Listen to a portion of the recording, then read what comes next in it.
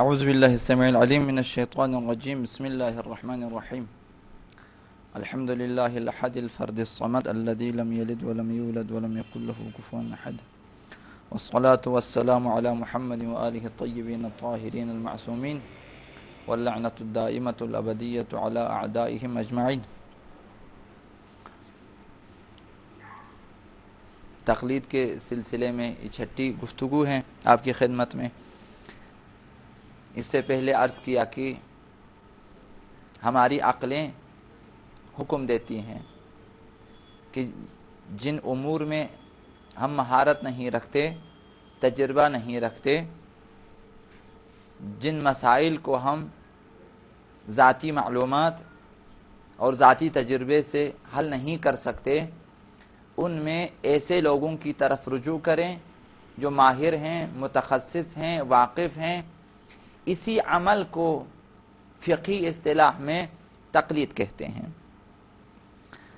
سادہ لوح افراد اور اسلام دشمن عناصر یہ باور کرتے ہیں کہ تقلید جائز نہیں ہے، درست نہیں ہے، کسی بھی قسم کی تقلید حرام ہے۔ سادہ لوح افراد باور کرتے ہیں اور اسلام دشمن عناصر اس کا پرچار کرتے ہیں۔ ایسی باتیں ان کی جہالت و نادانی ہے اور وسوسہ یہ شیطانی، اس سے زیادہ کچھ نہیں۔ یہ شیطان ہے جو انہیں دھوکہ دے رہا ہے۔ قرآن و سنت سے، سیرہ عقلاء سے یہ ثابت ہیں کہ بااعتماد عادل، عالم، قابل، جامع الشرائط فقیہ کی تقلید کرنا درست زندگی گزارنے کا، صحیح زندگی گزارنے کا بہترین طریقہ ہے، انسانی طریقہ ہے، فطری طریقہ ہے، الہی طریقہ ہے، شرعی طریقہ ہے اور دینی طریقہ ہے۔ لیکن کچھ ناواقف افراد تقلید کا غلط معنی لیتے ہیں۔ انہوں نے امام صادق علیہ السلام کے اس قول سے، جس میں انہوں نے اپنی طرف سے کسی کو فقیہ بنانے، کسی کو قاضی منصوب کرنے سے منع کیا، انہوں نے یہ باور کیا کہ کسی بھی قسم کی تقلید سے امام نے منع کیا ہے، حالانکہ انہوں نے ایسا نہیں کہا۔ حدیث میں لوگوں نے یہ سمجھا ہے کہ فقیہ جامع شرائط کے فتوے پر بھی عمل کرنا درست نہیں ہے، چونکہ امام نے کسی کو فقیہ نصب کرنے سے منع کیا ہے، حالانکہ امام کسی کو اپنی طرف سے مقام فتویٰ، مقام قضاوت کے لیے مقرر کرنے سے منع کیا ہے، نہ کہ کسی فقیہ جامع شرائط کی تقلید کرنے سے۔ معصوم کی طرف سے منصوب شدہ، نصب شدہ، تائید یافتہ فقہا کی تقلید سے کبھی منع نہیں کیا۔ تو امام نے جس چیز سے منع کیا وہ اپنی طرف سے کسی کو مجتہد قرار دینے اور کسی کو قاضی قرار دینے، اس سے منع کیا ہے۔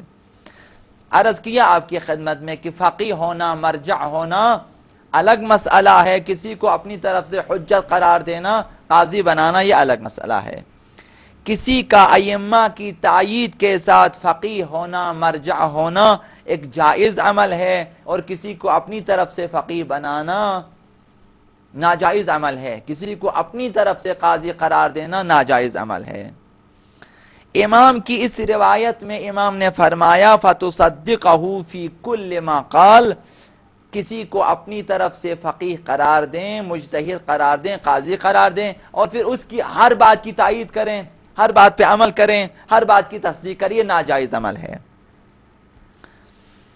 اس مطلب کا مسئلہ یہ تقلید سے کوئی تعلق ہی نہیں ہے۔ امام کسی اور چیز سے منع کر رہے ہیں، یہ کوئی اور چیز سمجھ رہے ہیں، کیونکہ مقلد اپنے مجتہد کی ہر بات کی تقلید نہیں کرتا۔ کوئی مقلد دینی امور میں جو تقلید کرتا ہے وہ ایسا نہیں ہے کہ مجتہد کی ہر بات کی تقلید کریں، جو وہ کہیں اس پہ عمل، ایسا نہیں ہے۔ مثال کے طور پہ اصول دین میں ہمارا عقیدہ ہے کہ تقلید حرام ہے۔ اصول دین میں کسی بھی مجتہد کی بات کو صرف اس لیے قبول نہیں کرتا کہ یہ کسی مجتہد نے کہا ہے اور حجت ہیں، چاہے وہ کہیں کہ خدا دو ہیں، ایسا نہیں ہے۔ فروع دین میں بھی تمام فروع دین میں ہم تقلید نہیں کرتے. ضروریات دین، بدیہیات دین، قطعیات دین میں تقلید نادرست ہے، جائز نہیں ہے. مثال کے طور پہ کہ آیا نماز خود واجب ہے یا نہیں ہے، اس کے لیے ہم کسی فقیہ سے فتویٰ طلب نہیں کرتے، کسی فقیہ کی تقلید نہیں کرتے کہ وہ کہیں کال کو کوئی مجتہد کہ نماز واجب نہیں ہے، غور نہیں کرتے. یہ ضروریات ہے دین میں، روزہ واجب ہے یا نہیں ہے، زکوٰۃ واجب ہے کہ نہیں ہے، خمس، یہ اسلام میں قطعیات ہیں، یقینیات ہیں، سب کو معلوم ہے کہ یہ چیزیں واجب ہیں، اس میں تقلید کرنے کی ضرورت نہیں ہے. ان چیزوں کا وجوب ضروریات دین میں سے ہیں، یعنی بدیہیات دین میں سے ہیں، یعنی واضحات دین میں سے ہیں، یعنی یقینیات دین میں سے ہیں. ان امور میں کسی کو شک و شبہ نہیں ہے، تقلید کی بھی ضرورت نہیں ہے، ان میں تقلید جائز نہیں ہے. یا مثال کے طور پہ شراب حرام ہے، جوا حرام ہے، مردار حرام ہے، غصب حرام ہے، ظلم حرام ہے. ایسی چیزیں ان میں جو دین اسلام میں سب کے لیے قطعی ہیں، یقینی ہیں، سب کو معلوم ہیں، ان میں تقلید کرنا جائز نہیں ہے، ضروری ہی نہیں ہے، کیونکہ سب کو معلوم ہے. لہذا تمام فروعات میں ہم تقلید نہیں کرتے. فرض کر لیں کہ کوئی فقیہ یہ کہے کہ نماز واجب نہیں ہے یا شراب نوشی جائز ہے، تو اس کی بات قابل قبول نہ ہوگی. ہم کسی فقیہ کی ایسی باتیں قبول نہیں کرتے، کیونکہ یہ باتیں قطعیات، ضروریات اور بدیہیات دین میں سے ہیں، سب کو پتہ ہے. ان کا وجوب و حرمت پہلے سے ہی آپ کو معلوم ہے کہ شراب حرام ہے، چاہے وہ فتویٰ دیں یا نہ دیں معلوم ہے. نماز واجب ہے، چاہے وہ فتویٰ دیں یا نہ دیں آپ کو معلوم ہے، لہذا اس میں تقلید نہیں ہے. ان کا وجوب و حرمت، نماز کا واجب ہونا، شراب کا حرام ہونا، روزے کا واجب ہونا، مردار کا حرام ہونا، کسی فقیہ کے واجب کہنے اور حرام کہنے سے ثابت نہیں ہوتی. کوئی فقیہ کہے نماز واجب ہے تب ہمیں ہماری سمجھ میں آ جائے کہ نماز واجب ہے، کوئی فقیہ کہے کہ شراب حرام ہے تب ہمیں سمجھ میں آ جائے کہ حرام ہے. ایسا نہیں ہے، بلکہ ابتدا ہی سے ان کا وجوب اور ان کی حرمت سب کے لیے ثابت ہیں. نماز، روزہ، خمس، جہاد واجب ہیں، شراب، مردار اور غصب، ظلم وغیرہ حرام ہیں، یہ سب کو پہلے سے معلوم ہے، ان میں تقلید جائز نہیں ہے. لہذا ان موضوعات میں جو قطعیات دین میں سے ہیں، ضروریات اور یقینیات دین میں سے ہیں، ان میں تقلید جائز نہیں ہے. یا اگر فقیہ اور مجتہد کہیں کہ یہ پانی شراب نہیں ہے، جبکہ آپ کو پتا ہو کہ یہ پانی شراب ہے، یہ مائع شراب ہے، مجتہد کہے نہیں ہے.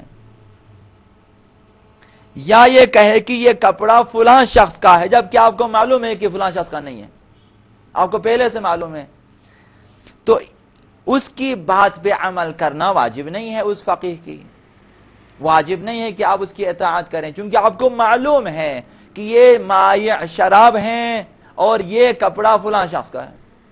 مجتہد کے فتوے سے اس کا کوئی تعلق نہیں ہے، لہذا ان چیزوں میں بھی ہم تقلید نہیں کرتے.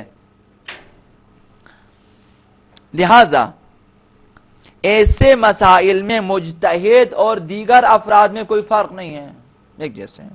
لہذا فقیہ عادل کا قول فروع دین کے بعض مسائل میں حجت ہیں اور معتبر ہیں، جن کے بارے میں مقلد کو آگاہی نہیں ہے، مہارت نہیں ہے، تجربہ نہیں ہے، علم نہیں ہے. ان مسائل میں اس کا قول حجت ہیں، ہم عمل کرتے ہیں. اور وہ مسائل جو علماء کے نزدیک مورد اختلاف ہیں، ان میں مجتہد کا فتویٰ واجب العمل ہے، مجتہد کا فتویٰ معتبر ہیں اور واجب لازم الاطاعہ ہیں. زندگی کے تمام امور میں فقیہ کی تقلید نہیں کی جاتی، کسی مجتہد کی تقلید نہیں کی جاتی. جو لوگ تقلید کے حرام ہونے کا فتویٰ دے کر لوگوں کو تقلید کرنے، اپنی تقلید کی دعوت دیتے ہیں، عوام کی سادگی کی انتہا یہ ہے، تقلید چھوڑتے چھوڑتے ان کے مقلد بن جاتے ہیں. یہ افراد جو تقلید چھوڑنے کی دعوت دے دیتے ہیں، یہ کیوں نہیں سوچتے کہ خود فتویٰ دے کر دوسروں سے کہہ رہے ہیں کہ ہماری بات مانیں اور ان کی تقلید نہ کریں؟ جب ہم نے ان کی بات مانی اور تقلید چھوڑ دی تو گویا ہم نے ان کی تقلید کی. یعنی فقیہ جامع الشرائط کو جو ائمہ کی طرف سے منسوب ہیں، قابل اطمینان ہیں، تائید شدہ، ان کو ہم نے چھوڑ دیا اور ان کے مقلد بن گئے. اس بات کا مفہوم یہ ہے کہ جب ہم تقلید کو چھوڑ کر ان کے مقلد بن گئے، اس کا مفہوم یہ ہے کہ یہ لوگ جو تقلید کے خلاف فتوے دے رہے ہیں وہ یہ کہہ رہے ہیں کہ تم ہماری تقلید کریں، کسی اور کی تقلید نہ کریں، معصوم کی تقلید نہ کریں. معصوم کی طرف سے جو نائبین ہیں، مشخص ہیں، معین ہیں شرائط کے ساتھ، ان کی تقلید نہ کریں، ہماری تقلید کریں. اس کا مفہوم یہی ہے کہ وہ دوسروں کو تقلید سے روکنا چاہتے تھے لیکن دوبارہ تقلید کی طرف ہی لے کے جا رہے ہیں کہ ہماری تقلید کریں، ہماری بات مانیں اور تقلید چھوڑ دیں. البتہ فقہا یہ جامع الشرائط کی تقلید سے روک رہے ہیں جن کی تائید قرآن کرتا ہے، جن کی تائید سنت کرتی ہے. اس کی جگہ اپنی تائید، اپنی تقلید کی طرف دعوت دے رہے ہیں، لوگوں کو بلا رہے ہیں کہ ہماری بات مانیں. جن کی تائید قرآن و سنت تو کیا کوئی عقل مند انسان نہیں کرتا، کہتے ہیں ان کی تقلید کریں. قرآن کو چھوڑیں، سنت کو چھوڑیں، فقہا کو چھوڑیں، ہماری بات مانیں، ہماری تقلید کریں اور ان کی تقلید چھوڑ دیں. اگر فقہا یا جامع الشرائط اور مجتہدین عظام کی بات مان کر ان کے فتووں کے مطابق اپنے دینی وظائف پر عمل کرنا اگر غلط ہے تو ان کی بات مان کر تقلید نہ کرنا، دینی وظائف سے بے خبر رہنا کس طرح اچھا عمل ہو سکتا ہے؟ اگر فقہا یا جامع الشرائط کی تقلید حرام ہے تو ان کی تقلید کہاں سے جائز ہو جاتی ہے جو کہہ رہے ہیں کہ تقلید چھوڑ دیں؟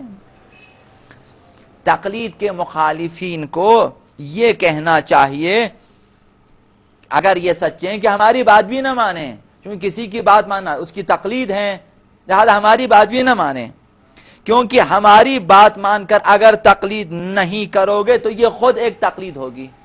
وہ ہماری تقلید کی تو نے اور ہماری بات مانی اور تقلید چھوڑ دی. لہذا فقہا یا جامع الشرائط کی تقلید کے خلاف یہ شور شرابے صرف بے بنیاد اور بے اساس باتیں ہیں. تقلید کو انسان سے جدا نہیں کیا جا سکتا، ورنہ سارے ارشادات ختم ہو، ساری ہدایتیں ختم ہو، کسی کی بات نہ مانے. اس لیے کہ یہ باتیں فطرت انسانی کے خلاف ہیں. آپ انسان کو اس کی فطرت سے جدا کر رہے ہیں. انسان کو صرف تقلید سے جدا نہیں کر رہے ہیں، انسان کو اس کی فطرت سے جدا کر رہے ہیں. عقل و منطق کے خلاف باتیں کرتے ہیں، قرآن و سنت اور سیرہ عقلاء کے خلاف باتیں ہیں.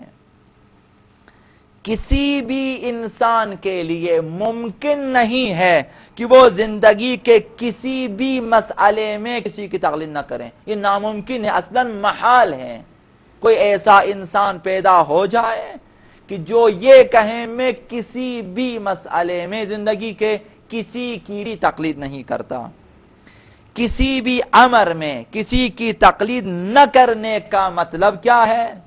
اس کا مطلب یہ ہے کہ وہ زندگی کے تمام مسائل سے باخبر ہیں، تمام مسائل سے آگاہ ہیں اور خود حل کر سکتے ہیں.